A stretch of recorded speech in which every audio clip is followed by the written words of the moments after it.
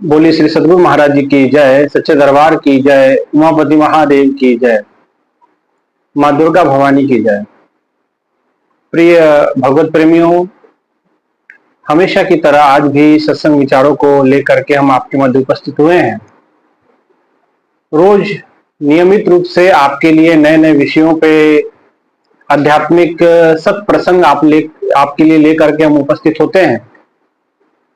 ये प्रभु की बहुत बड़ी कृपा अनुकंपा है कि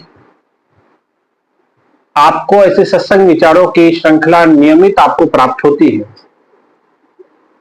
और इसी श्रृंखला के अंतर्गत आज भी आपके मध्य एक नए विषय को लेकर के हम उपस्थित हुए हैं।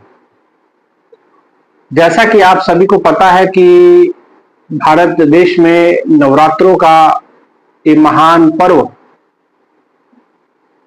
ये महान उत्सव मनाया जा रहा है माँ दुर्गा की पूजा का। और इस नव दुर्गा की पूजा को नवरात्र के नाम से हम संबोधित करते हैं। और इस नवरात्र के दिनों में हर एक दिन एक अलग अलग माँ दुर्गा के अलग अलग रूपों का वर्णन, अलग अलग रूपों की पूजा का विधान, कथन है। इसी प्रकार से गत कई दिनों से 7 दिनों से आप प्रभु के माँ नव दुर्गा के अनन्य रूपों के वर्णन आप उनकी कथा के माध्यम से श्रवण कर पा रहे हैं। आज अष्टमी का दिन है, 8वां दिन है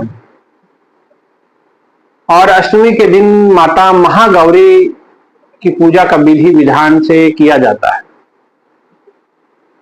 आज ही के दिन अष्टमी की पूजन भी होती है। आज के दिन लोग कंजकाएं बैठाते हैं, छोटी बच्चियों के चरणों को धोते हैं, उनकी पूजा अर्चना करते हैं और तमाम इस प्रकार की परंपराएं भी कई कई जगह पे देखने को आती है।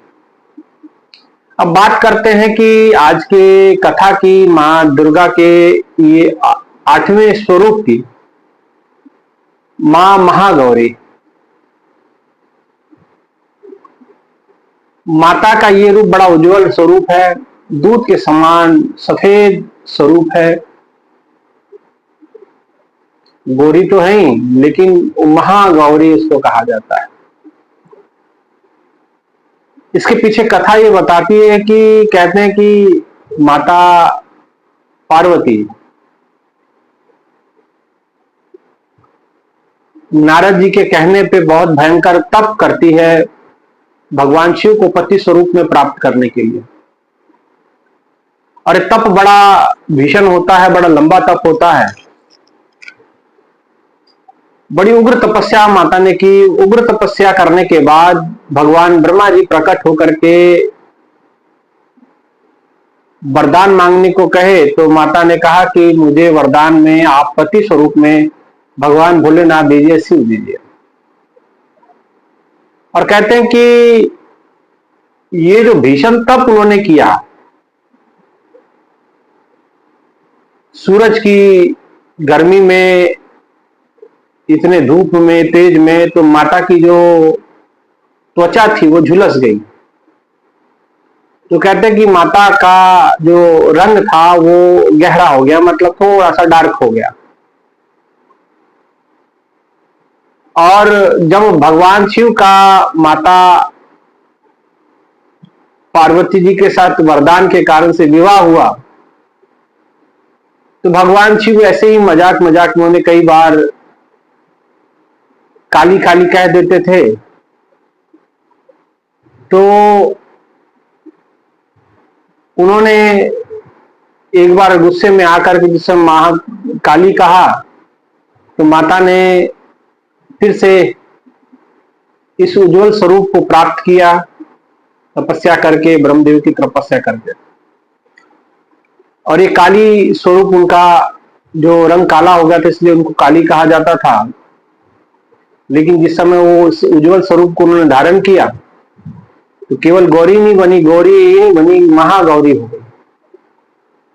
तो एक कथा तो उनकी ये एक प्रचलित कथा है। और दूसरी कथा ये भी उसके साथ जुड़ती है कि कहा जाता है कि एक बार जिस समय महाकाली का स्वरूप धारण करती है क्रोध में आकर के रक्त बीज का संहार करती है, तमाम दानवों का उद्धार करती हैं। बड़ा रक्तपात उन्होंने उस रक्त बीज के सेना का किया, संहार किया, बड़े असुरों को मारा और रक्तपान कर गई। और भयंकर क्रोध के कारण माता का जो चेहरा है पूरा झुलस गया, काला पड़ गया।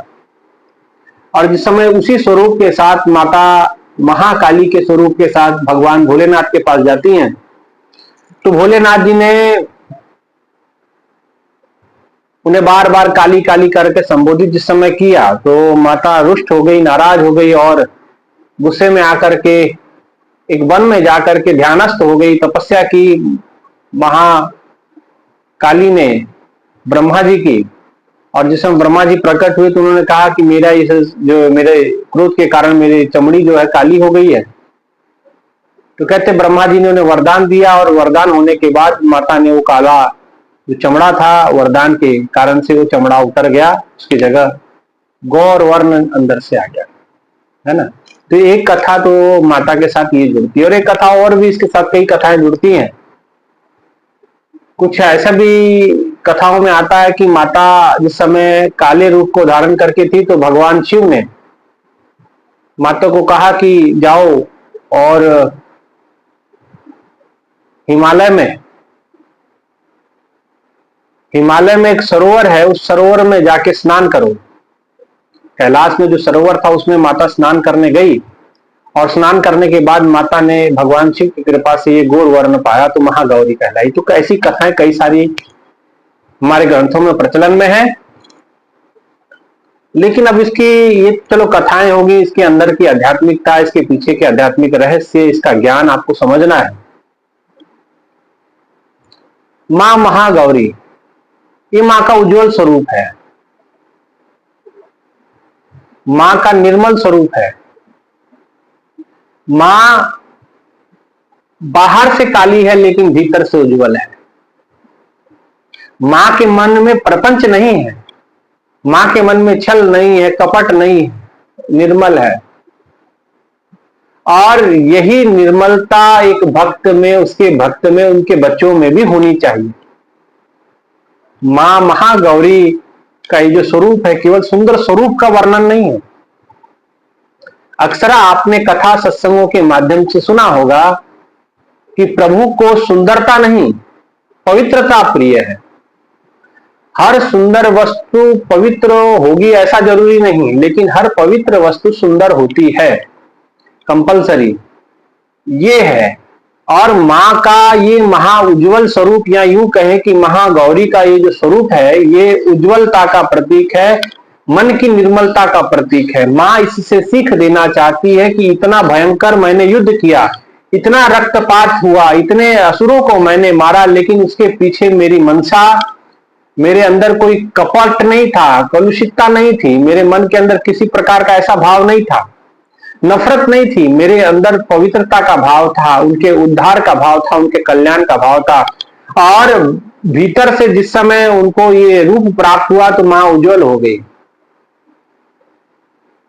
माने वो अपने वास्तविक स्वरूप, क्योंकि भीतर से वो उज्जवल है तो बाहर से भी उज्जवल होगी, है ना।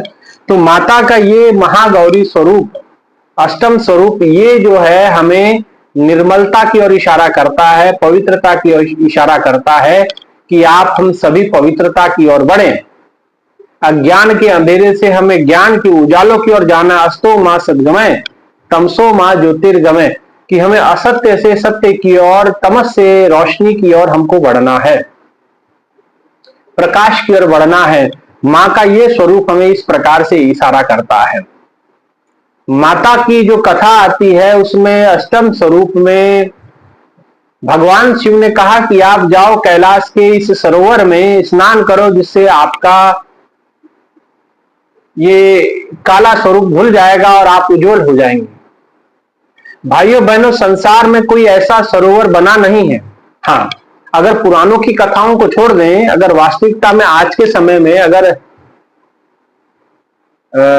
कहीं देखें, हो सकता है धरती का ज्ञान मुझे नहीं है, लेकिन हो सकता है कोई ऐसी धरती पे ऐसा स्थान हो, ऐसा पानी हो कि जिसमें इंसान जाए और उसकी चमड़ी उज्जवल हो जाए, काला था गोरा होके निकल आए। ऐसा स्थान धरती पे हो सकता है? मेरे जानकारी में नहीं है, आपकी जानकारी में होंगे तो जरूर कमेंट्स करके बताइएगा। मैंने नहीं देखा और मुझे नहीं लगता कि होगा। मैं अपनी जानकारी पे कह रहा हूं, मेरी जानकारी में नहीं है। अगर होगा तो आप बेहतर जानते हैं, उसमें मैं उसका दावा मैं नहीं करता हूं। लेकिन मेरी जानकारी ये कहती कि आदमी जाए और काले का गोरा होकर के आए, तो आप अपने चमड़े को तो गोरा कर सकते हैं, लेकिन भीतर की कालिखता को, भीतर की मलिनता को गोरा कैसे माने, उज्जवल कैसे करें? ऐसा कोई सरोवर नहीं है, ऐसी कोई नदी नहीं है, ऐसा कोई तीर्थ नहीं है कि आप उस तीर्थ में डुबकी लगाएं। बाहरी तीर्थ की बात कर रहा हूं कि आप उसमें डुबकी लगाएं और आप कलुषित मन के साथ भीतर जाएं और आपका मन पवित्र होकर के, उज्जवल होकर के बाहर हो जाए। आप ऐसा कोई तीर्थ अभी तक बाहरी तीर्थ बना नहीं। तो ये परिवर्तन कैसे आया माता के अंदर? भाइयों बहनों, अगर परिवर्तन आ सकता है, मन के पवित्रता को कोई उजागर अगर कर सकता है, मन की कलुषितता को अगर खत्म कोई कर सकता है, तो एक ही सरोवर है, वो है सत्संग रूपी सरोवर। वो है सत्संग विचारों का समागम, वो है सत्संग श्रवण करना, जहां जाके इंसान पवित्रता को प्राप्त करता है क्षण क्षण। ये भी प्रोसेस बड़ी लंबी है, एकाक ही नहीं होता है। काक होई सो बको मुराला, कि कौवे की तरह बकने वाला व्यक्ति भी कोयल की तरह मधुर गान करना प्रारंभ कर देता है। ये सत्संग का प्रभाव है। इसलिए महापुरुषों ने कहा कि ये सत्संग की गिरजा संत समागम सम ना लाभ कछुआन। भगवान शिव माता पार्वती को कहते हैं कि पार्वती है गिरजा, गिरिपुत्री गिरजा, संत समागम सम ना लाभ कछुआन। संत समागम जैसा, संतों के संग जैसा, सत्संग जैसा कोई लाभ धरती पे दूसरा और नहीं है। और केवल मैं नहीं कह रहा, गा वही वेद पुराण, वेदों के अंदर, पुराणों के अंदर इसकी महिमा गई। तो सत्संग की ओर इशारा है। आपने जैसे मां महाकाली से महागौरी का रूप धारण किया, ये कैसे हुआ? अपनी निज भक्ति के द्वारा, अपनी निज तपस्या के द्वारा, अपने निरंतर अभ्यास साधना सुमरण के द्वारा। और सत्संग रूपी सरोवर में माता ने डुबकी लगाई, तो जिसके कारण मां का स्वरूप महागौरी हो गया। ये इशारा है, ये हम भक्तों के लिए संकेत है कि हम भी महागौरत्वों को प्राप्त हो सकते हैं, महाउज्ज्वल स्वरूप को प्राप्त कर सकते हैं। ये तभी संभव है जब हम सत्संग को नियमित रूप से सुने। सत्संग रूपी सरोवर में हम अपने आप को झोंक दे, अपने आप को लगा लें। और जिस समय हम सरोवर के अंदर, सत्संग रूपी सरोवर, एक सरोवर भाई गंगा है बाहर, ऐसी अनेकों तीर्थ हैं। केवल गंगा के किनारे पे नहीं, यमुना जी, गोदावरी, तापी, कृष्णा, तमाम नदियां हैं भारतवर्ष में। हर नदी के किनारे कोई ना कोई तीर्थ स्थान जरूर है। ऐसे तीर्थ स्थानों पे जाके आप अपने शरीर का मैल तो धो सकते हैं, लेकिन मन की मलिनता धो दे, ऐसा कोई तीर्थ है नहीं। ऐसा तीर्थ एक ही है जो आत्म तीर्थ है। वो आत्म तीर्थ में जब तक हम स्नान नहीं करते, तब तक हमारे मन की मलिनता जाती नहीं है। इसलिए भाइयों बहनों, हमें आवश्यकता है, मन की मलिनता को दूर करना है तो आत्म तीर्थ में नहाना।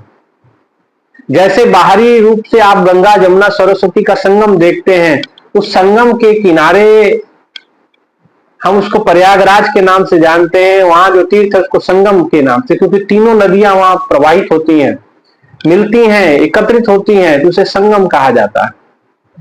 और लोग वहां स्नान करते हैं। महापुरुषों ने कहा कि उस जगह स्नान करने से आपके शरीर के तो कोई ना कोई रोग खत्म हो सकते हैं, लेकिन आपको मन की मलिनता को अगर खत्म करना है तो कहते कि मन मज्जन करे ते थाई। कहते कि जो हमारा मन जिसमें स्नान करे, बेनी संगम ते प्रयाग, जहां मन मज्जन करे ते थाई। हमें ऐसे प्रयाग में, ऐसे संगम में स्नान करने की आवश्यकता है जहां हमारा मन उज्जवल हो जाए, मन हमारा पवित्र हो जाए, मन की तमाम कलुषितताएं, मन की तमाम बुराइयां, मन की तमाम अंधकार हमारा वहां खत्म हो जाए। तो मां का महागौरी स्वरूप हमें ये इशारा करता है कि हम उज्जवल हों, पवित्रता की ओर बढ़े, अंधकार से प्रकाश की ओर जाएं। एक इसी दिन, अष्टमी के दिन आप देखेंगे कि आप छोटी बच्चियों को कंजकाएं भराई जाती हैं या फिर कंजकाएं बैठाई जाती हैं, बच्चों की पूजा की जाती, छोटी बच्चियों की पूजा की जाती है, उनके चरण धोए जाते हैं, तिलक लगाया जाता है, उनको उनको कुछ खिलाया जाता है और उनको कुछ दान दक्षिणा भी दिया जाता है। कहा जाता है कि ये बच्चे, ये छोटी छोटी बच्चियां माँ का स्वरूप है। क्यों कहा जाता है ये माँ का स्वरूप है? क्योंकि बच्चे निर्मल होते हैं, उनमें प्रपंच नहीं होता, उनमें छल कपट नहीं होता, उनमें किसी प्रकार की लोभ लोलुपता नहीं होती। तो अगर माँ को प्राप्त करना है तो ये इशारा भी है कि हमें इस प्रकार से बच्चों की तरह निर्मल अपने आप को करना पड़ेगा। ठीक है, पहली बात तो ये। दूसरा, इसमें सीखने वाली बात यह है कि जो हम समसामयिक चर्चा करते हैं, सामाजिक परिप्रेक्ष्य से भी अगर चर्चा करें, तो जैसे माता की पूजा हम करते हैं तो बच्चियों को हम भोजन कराते हैं, कितना उनका सम्मान, पूजा करवाते हैं, लेकिन आज के समय में एक बहुत बड़ी बुराई हम अपने समाज में देखते हैं और ये समाज से बुराई छूटने का नाम नहीं लेती है। समाज के अंदर ये बुराई बहुत ज्यादा बढ़ते जा रही है। मां दुर्गा के अष्टमी पूजन पे आज ये मैं चर्चा करना जरूर चाहूंगा कि कुछ दिन पहले एक बहुत घृणित घटना हमारे देश में होती है, जहां कंजकाओं की पूजा होती है, जहां छोटी बच्चियों को देवी स्वरूप मान करके उनके चरण स्पर्श किए जाते हैं। ऐसे जगह पे, ऐसे देश में भी छोटी छोटी बच्ची, मासूम बच्चियों के साथ ऐसा घृणित कृत्य होता है। क्षमा कीजिएगा, आज का विषय मुझे इजाजत नहीं देता कि मैं ये चर्चा करूं, लेकिन कुछ चीजें रखना जरूरी भी है। महाराष्ट्र में ऐसी घृणित घटना हो गई, जो पांडुरंग की धरती है, जो भगवान विठल की धरती है, मां रुक्मणी का मायका है,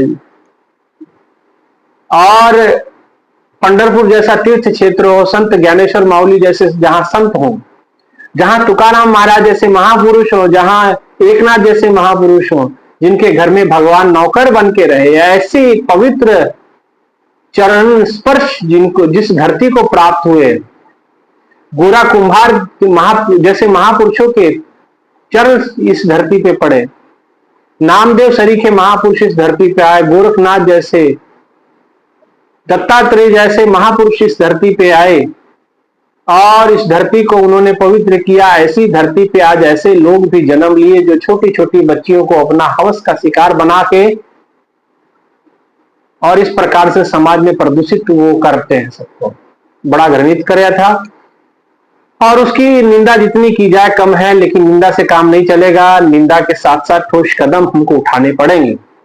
भाइयों बहनों, जहां हम माताओं के नाम पे बच्चियों की इतनी पूजन विधि विधान से करते हैं, वहां बच्चियों के साथ जब ऐसा होता है तो मन कहीं ना कहीं दुखता है, मन कहीं ना कहीं खिन्न होता है कि माँ के ऐसे, जहां माँ की इतनी पूजा होती है और वहां माँ के अंश के साथ इस प्रकार से घृणित करते होता है कि सोचने की हम भक्तों को सबको समझने की आवश्यकता है।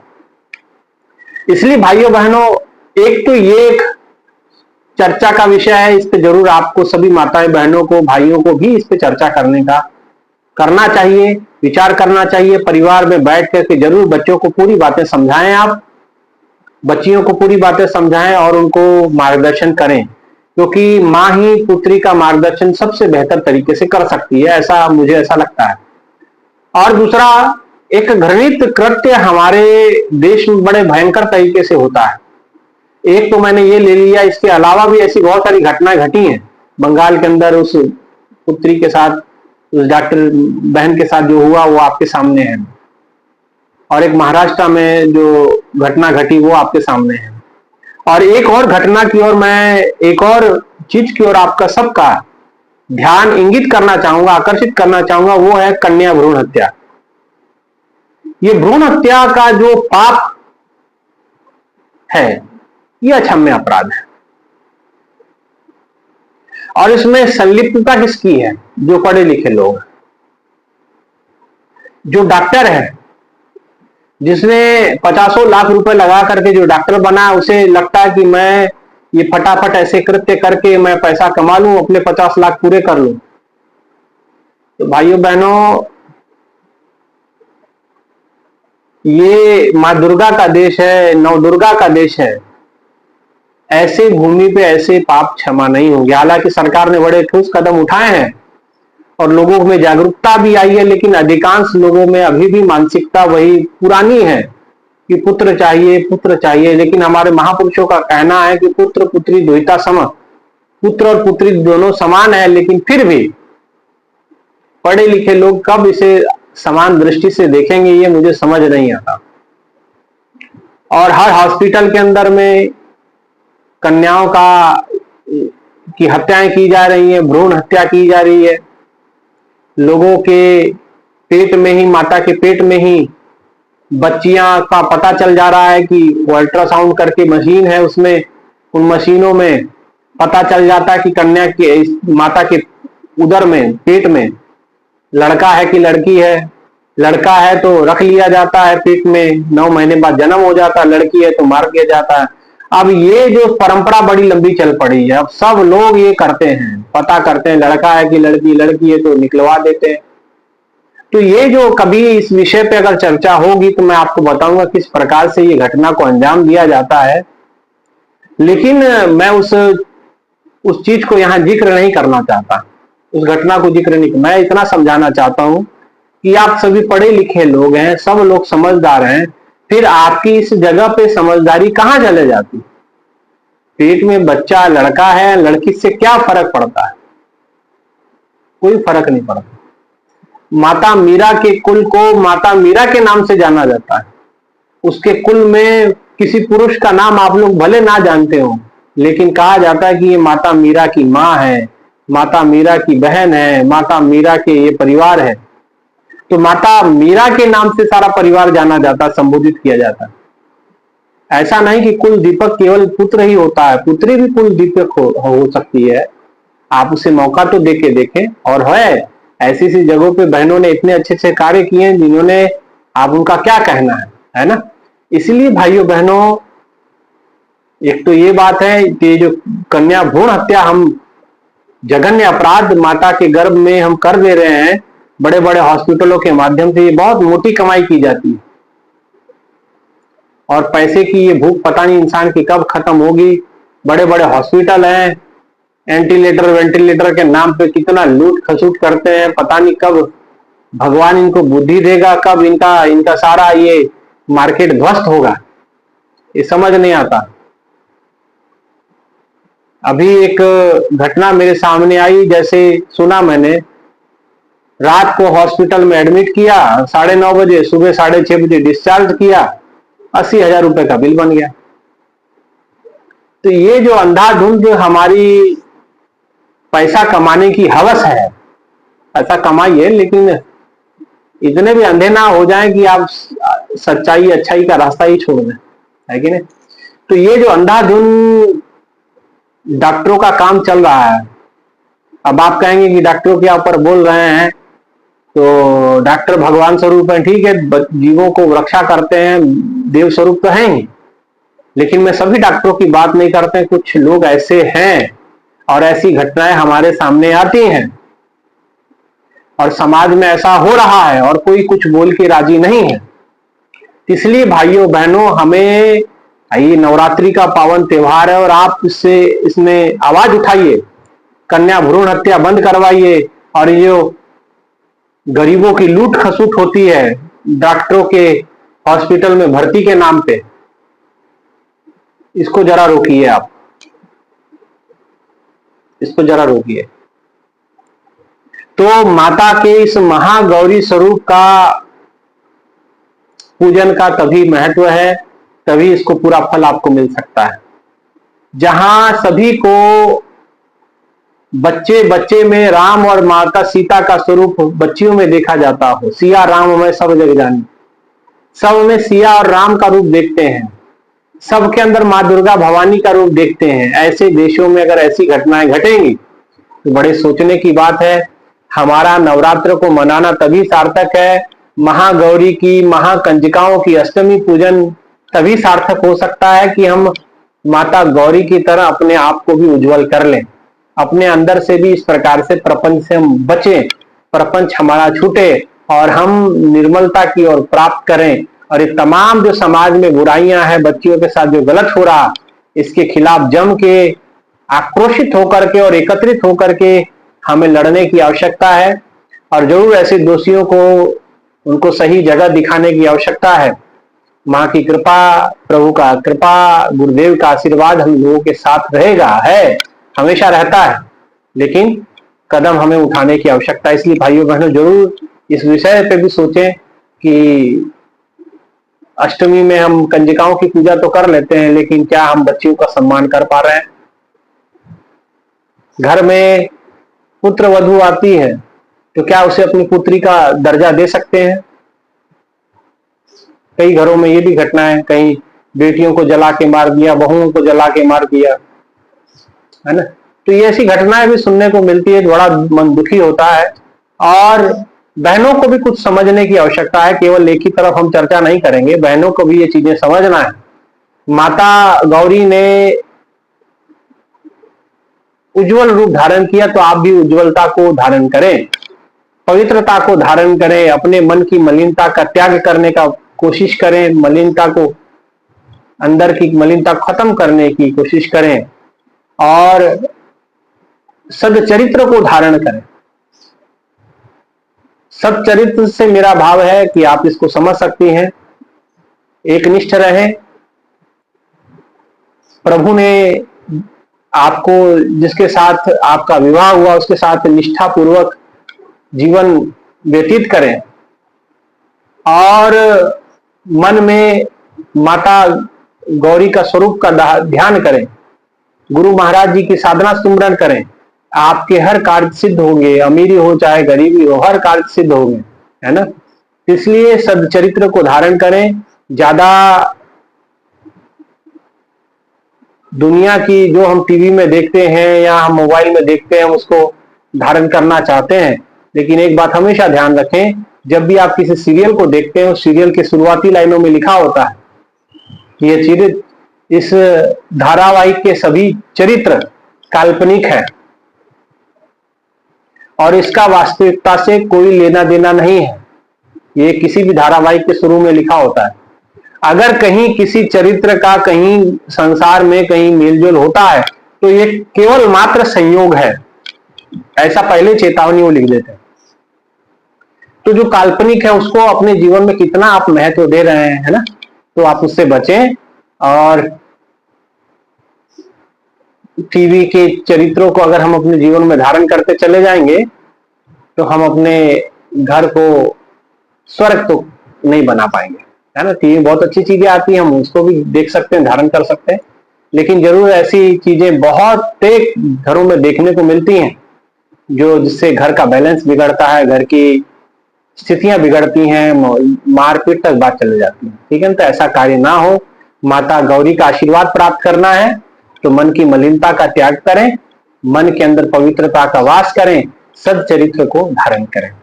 यही माँ महागौरी के स्वरूप की सच्ची पूजा होगी। बाहरी पूजा तो आप करते ही हैं, लेकिन सच्ची पूजा ये होगी। और गौरी कैसे बनना है, उज्जवल कैसे बनना, मैंने बता दिया कि सत्संग रूपी सरोवर में आपको स्नान करना पड़ेगा, आप उज्जवल हो जाएंगे, ठीक है। साधना करनी पड़ेगी, सुमरन करना पड़ेगा, इससे आप निर्मल उज्जवल हो जाएंगे। इतना कहते हुए आप सभी को माँ महागौरी के पूजन की हार्दिक हार्दिक शुभकामनाएं, नवरात्र के अष्टमी दिवस की आपको हार्दिक शुभकामनाएं। इतना कहते हुए विचारों को विराम। सत्संग विचार अच्छे लगे हो तो जरूर शेयर करिएगा, आगे पहुंचाइएगा और चैनल को सब्सक्राइब कर लीजिएगा, ठीक है। इतना ही कहते हुए विचारों को विराम देते हैं। बोलिए श्री बांके बिहारी लाल की जय, उमापति महादेव की जय, माता महागौरी की जय, सदगुरु आशुतोष महाराज जी की जय, सच्चे दरबार की जय। धन्यवाद। जय श्री राम।